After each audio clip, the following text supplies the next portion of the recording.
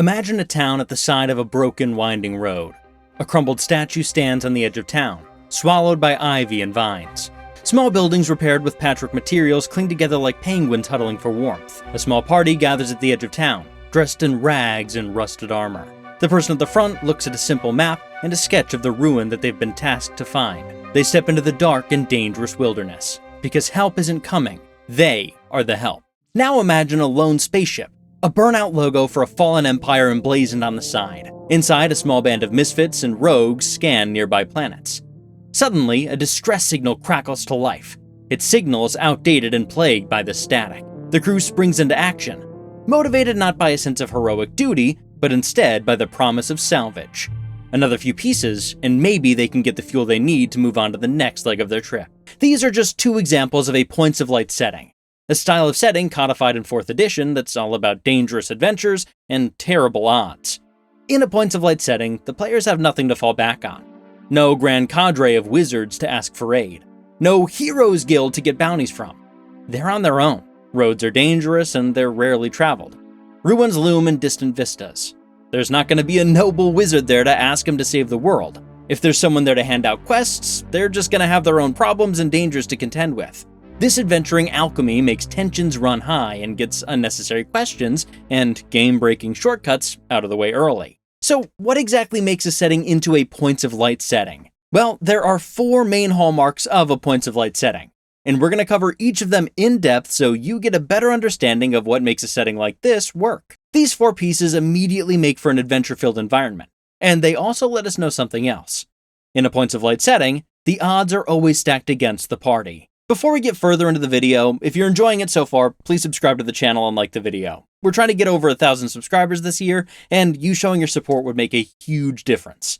So, back to the video. Let's take a look at that first building block. The world is a dangerous place. Plenty of sci-fi and fantasy worlds have a lot of danger, but it tends to be over there. There might be a dark forest, or the area around a blighted castle. But as long as you and the party don't go there, you're most likely going to be fine. People can travel around on roads patrolled by guards, or fly around in ships through the sky. As long as they don't go somewhere foolish, everything tends to work out. When the time for adventure comes, it isn't stepping out on the road that makes you afraid, it's taking your first step into there. The more modern versions of the Forgotten Realms are a great example of this. There are dangers that might come up on the road, but traders and caravans still go from all over the Sword Coast to distant places, and most of the time, nothing happens. Attacks on the road are more of an oddity. Adventurers, please! Bandits have taken up camp on the southern road! Threats arise in the form of an occasional random encounter, but it's rarely more than a footnote to make travel more interesting. Constant nerve-wracking danger only pops up if they wind up in Barovia or Thay. 2 classic examples of there. In a points of light setting, there are always bandits. There are always monsters. You're always there. Most places are more Barovia than Neverwinter. If a road is safe, it's because you've paid exorbitant tolls to a criminal kingpin for passage. More often than not, there isn't even that opportunity. Everyone's too busy scraping by and surviving wherever they are to bother going anywhere else. This sets up a constant tension. Choosing to head north to the next city isn't just something you can hand-wave with a few survival checks. No dungeon master saying, just tell me what you're up to over the next week of travel. Every day is a struggle with whatever evils and threats that suffuse the world creeping in. More importantly, it's dangerous for NPCs too. You don't have magically safe merchant caravans that can bring grain and magic items from hither to yon. In points of light settings, any piece that is found, any small community, balances on the edge of a hostile world. One of the best examples for the world is a dangerous place is in the world of Fallout. Fallout is a post-apocalyptic setting, but it's also a points of light setting, leaving your small communities practically a death sentence unless you have caps for armed guards.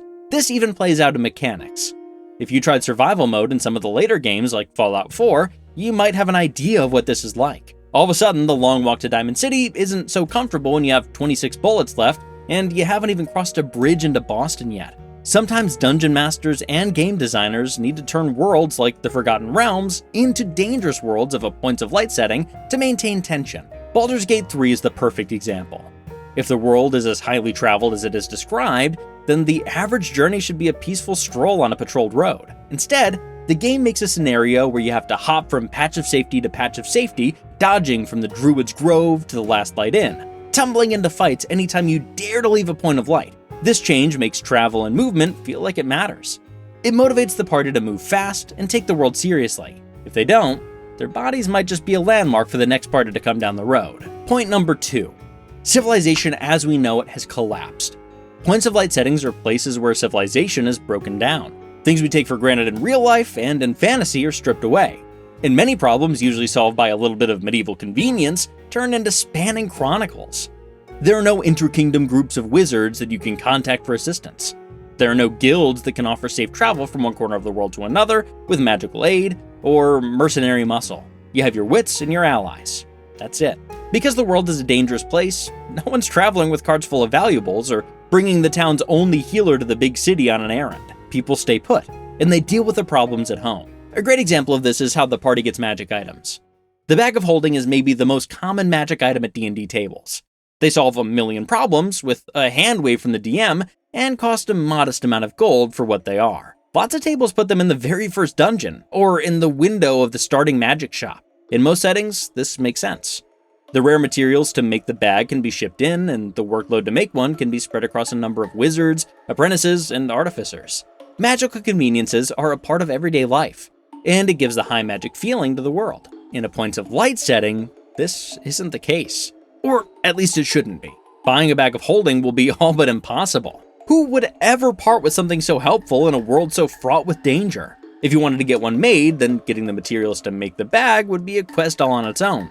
Not only is there no one to ship them around for you, there certainly isn't anyone gathering them together. Then you need to find your way to one of the few settlements with a wizard or artificer who can make one, pay their exorbitant fees, and wait for 3 months while they make it. We aren't just going to give away 500 pounds of carrying capacity and the infinite arrows and rations that tend to come with it, intentionally or not. In a points of light setting, you're more likely to scavenge treasure. Finding a magic item like a bag of holding is its own quest. It might come down to tracing legends of some jester of the old world, famous for having a bottomless bag of tricks, then going on an entire expedition just to dig up their tomb and then grab the bag. All of a sudden, this footnote in any other campaign becomes an epic adventure into the ruins of the old world, fraught with danger and dire straits. Something as simple as a +1 sword goes from a trinket you pick up off of a bandit to a silvery blade found in the clutched hand of a long-dead knight. Just make sure to give it a little spice. Let it do something fun once per long rest to make it worth it. This goes beyond magic items to the rest of the things civilization gives you in a game like D&D, without you even realizing it. You want to stash away healing potions for emergencies? Well, that herbalism kit is about to become your best friend. Did you finally save up enough for some plate mail or find a suit you need to get refitted? Well, the smith in town can only make nails and horseshoes, but I hear that the old kingsmith still lives out in High Rock. This gives you those classic fantasy moments of finding a new sword or delivering a crate of medicine without the aggravating experience of realizing the magic item in the adventure isn't even that much better, and it's like the 5th you've found, or wondering why the cleric at the temple isn't burning some spell slots on this plague. Point 3. Bastions of safety illuminate the darkness. Now it's time for the most iconic part of a points of light setting, the actual points of light. Our first 2 parts set the scene. The world is dangerous and threats lurk at every turn. The safety and support of civilization's gone. It fell apart before your adventure even began. However, as you crest the hill and see a tall stockade fence and candles lit in windows, you know you found your way to somewhere safe. Finding a point of light is a major shift. It gives you a chance to catch your breath and pick up some supplies. Every one of these corners of safety bring quests, warm beds, and new faces. These bright spots break up the dark expanse of the world in one of these settings. This means that these places aren't just scribbled notes about who you spoke to where. They're one of the few and far between places of safety and camaraderie. With fewer locations that are more densely packed, you can make each one feel unique and have its own advantages and disadvantages. This helps a ton with designing as a dungeon master. You can ask yourself interesting questions like, how do they survive? What protects them? What are they trying to protect? What few amenities do they have? What problems do they have? This helps you make a corner of the world that's more exciting and more full of personality. Another major element is that there are so few of these locations by comparison. If you hear that there was an attack on one of the places you've just been, it's basically a plot hook in a standard setting. In points of light settings, that's one of your only lifelines. It might be the only town or city with a wizard for days of travel. All of a sudden, you aren't wandering over to investigate ashes. You are in a mad dash to get there as fast as you can and save whoever is left. Even the most dangerous and corrupt points of light will have unique benefits and resources that players won't be able to find anywhere else. This helps to do two things. First, it raises the tensions with a corrupt mayor or local kingpin. All of a sudden, the local crime boss is actually a lifeline that most people won't want to flip on, even for a healthy bit of gold. Also, it's good murder hobo insurance. If they start breaking into every shop that won't give a discount, they won't have anywhere to go. And not that long after, you're going to be rolling up a new party of heroes. Icewind Dale is actually another really good example of a Points of Light setting set in Faerun. The 10 towns are not the friendliest place, but with spectral horrors, evil elementals, yetis galore, and an ancient dragon with an attitude, your party's going to be over the moon to make it to Dugan's Hole. Finally, getting into Bryn Shander feels like winning the lottery, with actual supplies and decent paying work to be found. These Points of Light condense the 20 random places the party might go into a short list of havens that are always worth a stop. Point number 4. Ruins and relics are everywhere. The last piece of the puzzle for a Points of Light setting is the one that shapes the kinds of stories that you're going to tell in them. The world is full of ruins and relics. The world is dangerous, and civilization has collapsed. But the bones of that civilization are all around, and they make for interesting hooks and exciting dungeons. A party venturing out from the safety of a Point of Light will stumble upon hints of what came before. This helps you tie important lore to physical, tangible structures and threats instead of monologue-style lore dumps. Every quest out to collect a forgotten artifact or track down a thief that took refuge in a dead city leads to plot hooks and wonders slowly being consumed by nature. Let's go with a classic example in the world of fantasy. Love 'em or hate 'em. A fetch quest. The players have been tasked by the cleric of a small temple in one of your world's Points of Light to go out and get an artifact to save the town. The forest is so dangerous that the farmers have had to retreat closer to the walls. If some source of food can't be found, then this winter, neighbor will be eating neighbor just to stay alive. The players do some digging and they catch word of a relic of the old world. The Crown of Valen. A relic of an old druid that apparently once fed a city grown from the trunk of a tree. After a harrowing journey into the dangers of the world, they arrive, slowly but surely making their way into the depths of the woods outside town. After a few days of travel, they're there. The impossibly massive trees continue to grow unguided, and so staircases and parapets jut out at odd angles. The majesty of the ancient elves on display. After a few sessions of steady progress, studying for hints and clues, and dealing with guardians of the forest following ancient directives, you finally secure your prize. The Crown of Valen is a skull, wreathed in roots and thorns. When it's planted, it makes the plants within a mile grow at a powerful pace. This is a classic example of how the world of Points of Light sets up adventure. Delving into ancient ruins teaches lore in bite-sized chunks. Maybe a friendly construct can do some monologuing, but they're usually too busy attacking. The players will hopefully remember what kinds of threats they had to deal with, and maybe they even keep a few names. That way, when the Elven Lich Althoranane the Rotten emerges to be the big bad, they aren't just one of 50 vaguely threatening figures of the distant past. Our favorite pop culture example of this might be a controversial pick. It's Lord of the Rings. In Middle-earth, the world is extremely dangerous. See every forest and the bands of roving orcs. Civilization has collapsed. See crumbling Minas Tirith and the slow fading of magic. Points of light illuminate the darkness.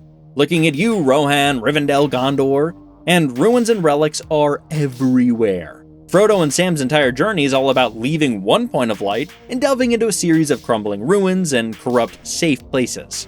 Ancient threats lurk in every corner, and the powers of light struggle against the forces of darkness. The great weapons of the party are all ancient wonders found or restored to former glory. The odds are bad, but they all know what they must do to try and get back some of that old world. That's the basics of Points of Light. A dangerous and hostile world where isolated pockets do what they have to survive. Your players navigate this deadly and difficult world looking for ancient secrets and treasures as they push back the darkness that's consumed the rest of the world. Maybe that darkness is a terrible plague, or the growing influence of dark magic. Maybe it's literal radiation. The world is your oyster. That oyster just happens to have teeth and venom. Do you have any favorite settings in this style? Or maybe a fantasy world you think qualifies? Let us know in the comments. Subscribe and stay foolish.